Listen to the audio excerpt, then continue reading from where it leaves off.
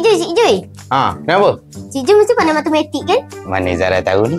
Sebab gigi Cik Joy macam sempua. Haji Bajang punya budak. Ini sempua bukan sebarang sempua tau. Ini sempua oversize tau. Kalau oversize mesti lagi pandai kan?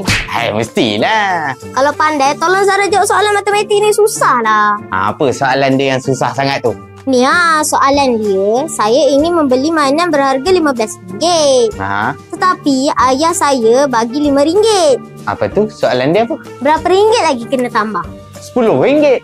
Mana Zara nak dapat duit? Zara ni sekolah lagi. Belum kerja, nak dapat RM1 pun susah. Yang bapak kamu ni pun satu. Dah tahu RM15, pergi bagi RM5. Buat apa? Bapak kamu ni pun sama je tak pandai matematik. Sekejap. Nah lah RM10 ni. Tambah. Pergi beli mainan tu. Terima kasih. Sama. Apalah benda apa itu pun. Sekejap.